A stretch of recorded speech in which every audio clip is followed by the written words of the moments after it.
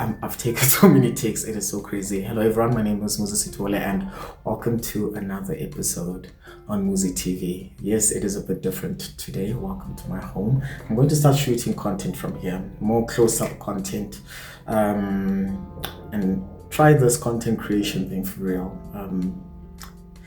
I want to get lost in Muzi TV. I don't just want to have it every now and again. I want to grow and become an actual content creator. And I think this is one of the challenges, being in front of the camera and presenting something. But something that definitely did ignite is wanting to speak about Bafana Bafana.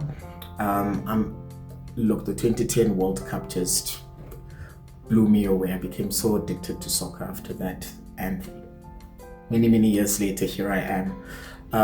So I'm going to do analysis on the players, on the coach. For the casual viewer, I'm not trying to be great at this. I just want to share ideas, share my mind, and if you want to interact with me, you're more than welcome to. I mean, we are going to win the World Cup in any case. So I want to actually chat about Hugo. You know, life before Hugo was so tough. We struggled to qualify for so many tournaments.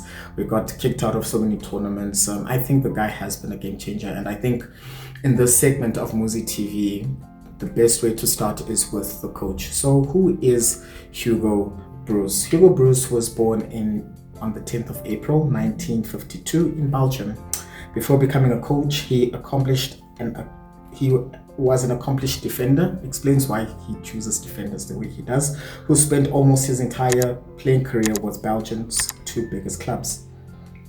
As a player, he represented Anderlecht, that's in Belgium, from 1970 to 1983. And Club Brugge from 1983 to 1988, and the Belgian national team. He had 24 caps. Okay, his playing career included 3 Belgian league titles, 5 Belgian Cups, 3 European trophies with Anderlecht, 4th place at the 1986 FIFA World Cup with Belgium. I think it's so interesting how this is how his story ends. He did say that he is retiring after this. Man, I'm going to miss Madala. Oh, I'm going to miss him. He made me enjoy watching Bafana Bafana. I took so much time off, especially at night when they play at night in games against Sudan and all that stuff, where I'm just watching and I'd sleep with such a big smile on my face when they would qualify and they would sort of like start beating teams that needed to be beaten. So I'm going to miss him quite a bit, Madala. So how did he become a coach? Unlike many former players who leave football for a few years, Broos moved directly into coaching after retiring in 1988. Okay, so I think maybe this might have been a calling. And something that I found quite interesting about Hugo is how, he managed players in and around Europe and even in Africa. So this is Molbeek, Club Brugge, Excelsior, Mouscron, sorry if I'm saying wrong, Anderlecht, Genk, Transport. I mean, he's managed in Belgium, he's managed in in Turkey, and in Algeria. He has a very diverse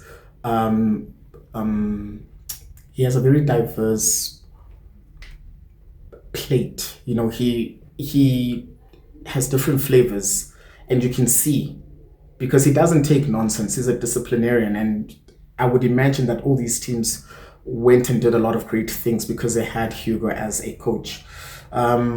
This is something that I did pick up when I did check up on Hugo, that he was a coach for Cameroon, the Cameroon national team, between 2016 to 2017. And if you are a person that watches AFCON and African teams, you would realize that, Cameroon in itself as a team was in disarray.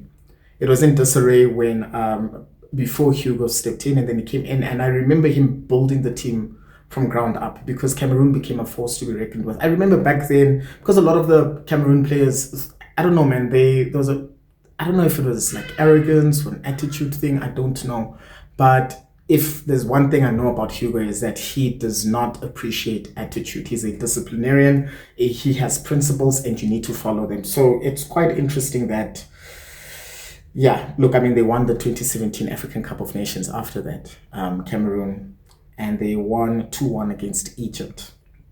crazy times. And then his arrival in South Africa, which I think, and compliments to Safa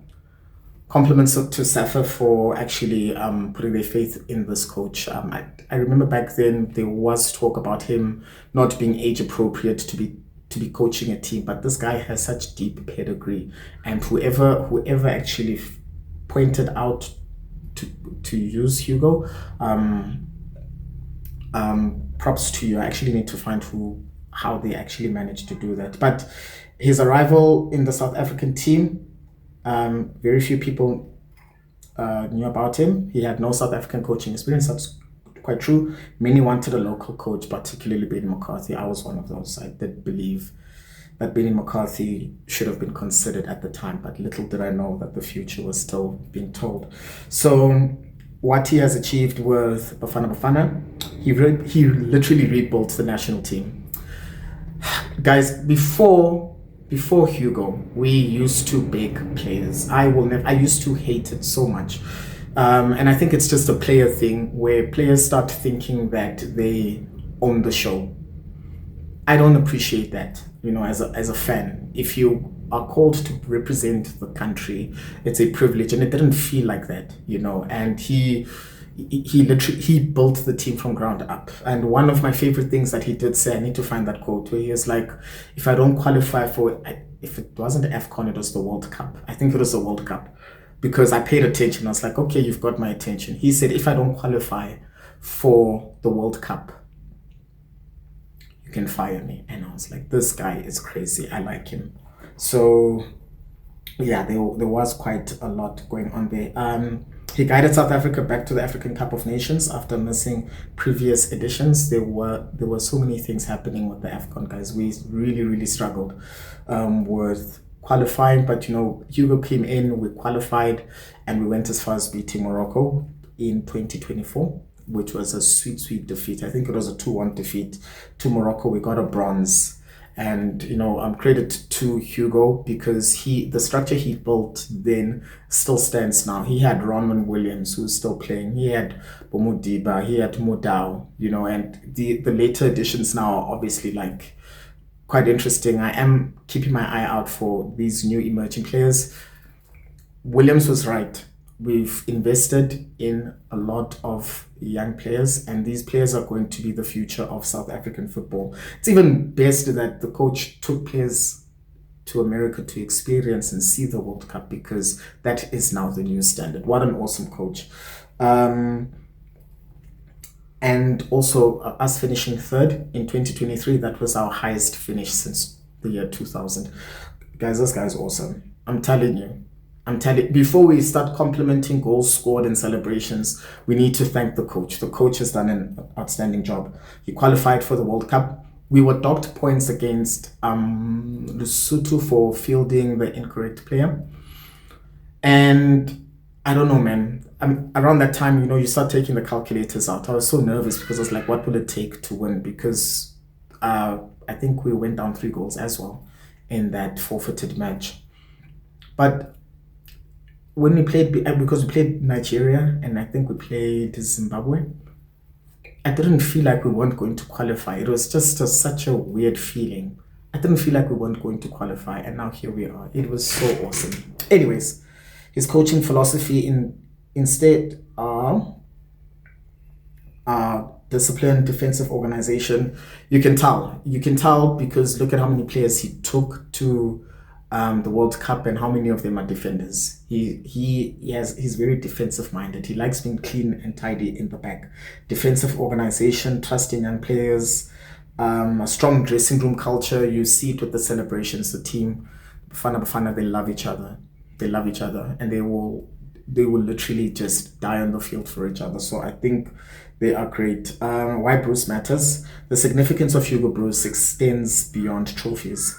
He inherited a national team that many supporters viewed with indifference and helped restore belief through consistency, accountability, and clear standards.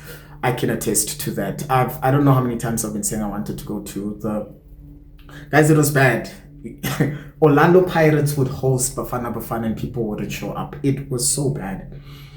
But, just before the World Cup and during the qualifiers, you'd start seeing the stadiums fill up. And It's just been so amazing to watch. I think maybe even in the first game they might have just nyatted themselves, as we South Africans do. But I think they're capable of winning the World Cup, guys. It's 5 games. We can win the World Cup. His tenure has shown that Bafana Bafana can compete with Africa's strongest sides by relying on organization, collective effort, and a carefully developed talent rather than individual stars. 100%. I love Hugo so much. He is such a good coach. I wish when he does retire that he stays in South Africa, and becomes a permanent resident here, because he will always have a special place in South Africa. So this is how South Africa becomes great again. The World Cup is just a catalyst. Thank you for joining Muzi TV, you guys. Stay tuned for more. Cheers. Bye.